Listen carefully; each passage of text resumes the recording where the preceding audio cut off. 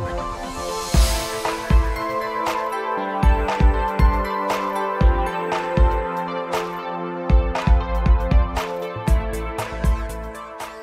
welcome to Flory Models Kit Review Time. Today we've got Sword's 1/72 Harrier T10 12 version. Now this is the trainer two-seat version of the Harrier, as we can see. So down in here, as you can see, nice little bit of box art, pretty simple, but it's showing you obviously all the refined parts of the actual Harrier. So down on here, just basically saying about it. Kit number for this one is SW72099. We've got a little bit of box art on the back here, talking about 20 squadron, obviously at Wittering, and this one must be a showbird, because obviously Fleet Air Arm Fair for 2010, we're assuming this will be one of the ones from Yeovilton, which is not that far actually, a little bit further south, but obviously was up there for the actual air show. That's why they've got it in those markings there, but actually saying Fairford is technically wrong. It should be RNS Yeovilton down in Somerset. Okay, so in the box we get one bag of bits just like this. We've got the instructions and everything is in one single bag. So getting this out now. Sword themselves pretty much a limited run kit, as you can see. Okay, but nevertheless pretty good on detail. All right, so we've got a little bit of a sheet going on here in the various things. That's part 11. We just get that together. There we go, that's going to go in there like that. So, instructions. You can see there's nothing massively to them. We've got a little bit obviously about the Harrier and various things like that. Then we've got actually the sprue call outs. Obviously to get multiple ones, we've got different noses down here. You're not going to use some of the actual fence lyrics, things like that on there. So obviously just don't take any notice of those. But generally straight to the cockpit section. You can see we've got some nice bits and pieces going on down in there. Okay, then we've got the actual nose gear being fitted into that one. All right, and then being put in to the actual nose wheel well section being fitted through. And then the main gear itself. Wing is a simple, nice one piece right over the back with two underparts going down in there to make up your wing section. And then making your way over into the fuselage. So putting those wheel wells and obviously the cockpit sections into those ones down in there. That giant Pegasus engine fan blade being fitted in there, and obviously we've got the speed brake at the back being fitted, as well as the nose one down in there. Okay, then it's just a case of dropping the actual top entire wing section down onto that one and adding your tail planes. Nozzles, they're fitted from the outside, look like they're just a push fit, so you can put them to any angle you would like to put those in there. In-flight refueling, depending on the version you're doing. As I say, not all the actual Harriers have those, alright, so it'll just be aircraft specific on those ones. Then we've actually got those giant fences that go down on the bottom to give a little bit more lift, okay, and then we've got the aft end. They have a slightly longer tail on these ones, the actual trainers, than the standard Harriers have in there, so you can see those down on there like that. Some of the lumps, bumps and aerials being fitted on there, as you can see down the bottom. And then on the other side we've got the actual some more aerials being fitted in there. I think that's the UHF aerial going on there. Fuel tanks, and then we've got the outrigger wheels being fitted, and then obviously putting your hard points onto all that one. Speed brake obviously optional, open or closed. Then we've got the canopy. Now the canopy, you can either have the multi-part one and have it in the sort of open position, or you can use the vac form one piece. And then we've got a little bit of detailed instruction for the actual colour call outs being fitted in there, but generally dropping all that down into the model.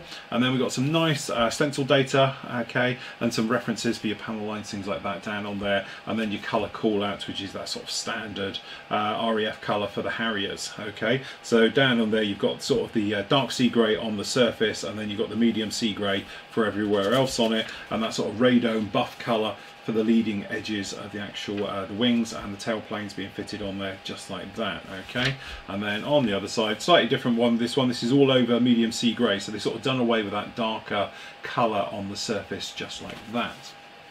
Decals. Okay, so decals down in here, you can see these are actually really very nice indeed. No problem with these at all. They are actually very nicely done. Some nice stencil data and all the little points, especially on such a small kit. The only thing is a little bit worrying is the actual, we've got down here the deck cord for the actual canopy system. Maybe a little bit fiddly getting that one in there, but generally those decals are beautifully painted. They are done by Tecmod, which are pretty good at the best of times. Okay, then we've got the main parts themselves. So if I can get them out the bag, because it is pretty tight, we do get a couple of resin seats we'll look at the moment, and we've actually got the parts down there like that. We'll look at them in a moment. So as you can see, It's pretty basic, okay? Don't expect high quality, massive details. They are sort of limited run, short run kits, so you don't get any sort of, you know, locating tabs, things like that underneath here and things like that. But generally what you are going to get is what you need to get it down. You've got the major, obviously all the details for those access panels and things like that being fitted on there. And as you can look around on there, you can see some nice details on it. It just might be missing some of the more refined details, but you can obviously pick those in afterwards. Then we've got the actual wing section with the molded in fences on the front, or the lyricses, leading edge extensions. But it's quite nice because we've got the vortex generators are down here actually on the wings, which are nicely done. Unfortunately the flaps and everything are molded in the up position, but let's face it, in this scale that's pretty much the standard. And then as you work your way up, as you can see with the pylons, all the smaller parts right the way through, very nice indeed. And then we've got the underside of those wing sections as well, remembering to open up those holes, okay, to put those in. But again, usual thing is you would put the holes in from the back side, but you can see there is nothing there at all, so you are going to have to put them in through this side, okay, for lining it up. But generally the detail is all pretty good, it's all there. Just depends on how far you want to go. If you want to add a little bit more detail to it, then obviously you can do that. We have got a little bit of framework down on the inside of the canopies, which is a nice touch as well on those, so no problem with that at all. Okay, generally I think that actually make quite a nice kit. On this other side as well, we've got this one. You can see we've got the pylons. Sorry, we've got the actual fuel tanks down on here. We've got the outrigger. We've got one of the smaller pylons on there.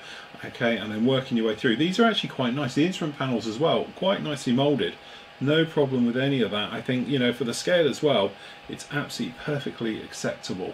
Okay, and you've got, again, the details are all there. It's a really nice starting point for all of this. You've got the vanes right the way through, and again, just on the blind side, you're not going to see too much over on these parts, but where it has is quite done. The cockpits, I think they'll be acceptable in this scale, and actually the fan blades look very nicely moulded down in those as well, so no problem with that at all. You do get a couple of resin aftermarket seats with these, okay, a couple of vane seats, very nicely done, some nice details on those, no problem at all. Again, that's a beautiful touch to actually have these on here like that. Unfortunately, this guy has lost one of his little, or they both have actually, little protruders that stack up that actually go through the actual canopy if required, okay? But that's the trouble with them sort of running around loose in there. The canopies themselves, obviously we get multiple ones down in here. So actually what we've got here, you can see, again, it's not going to be crystal clear, but actually for this scale, I think it's pretty acceptable. Needs a little bit of clean up and everything else, and unfortunately these guys have come off, but actually that's pretty good. Got a little bit of flash down here on the bottom and things like that. It's a little bit fuzzy, but again, a good polish or a dip, things like that will take care of it. Or, okay, so also you got the vac form one, really nice details on these. Now, it is always a worry. A lot of people sort of, you know, panic when they see a vac form one, things like that. Really what you want to do is mark it all with a nice Sharpie pen. Make sure you've got a line in there so you can see where you're going to cut to. Then cut to the outside of that line, all right? That way it gives you a little bit of wiggle room, and then sand it actually into shape, and then test fitting as you go, and you should have no problem with those. But generally it's quite nice because you've got the best of both worlds. You've actually got normal one if you wanted to do that way, perhaps have it open, things like that. It is going to need a little bit of clean up to get rid of some of that flash on there and that, but generally if you wanted to go with it buttoned up, just all closed up, then obviously you could use the vac form one, or you could even cut the vac form one open if you wanted to do it and do it that way. Generally people tend to prefer vac form canopies in this scale purely because they tend to be a little bit more clearer, shall we say. It tends to be a little bit more in scale. Sometimes it's a little bit thinner, things like that, but you can see that is pretty clear right the way through, looking through that one, so that's why people tend to go with those canopies just like that. So there we go, that is Sword's 1/72 scale Harrier T10 212. A beautiful little kit, and if you're into your Harriers, an absolute must.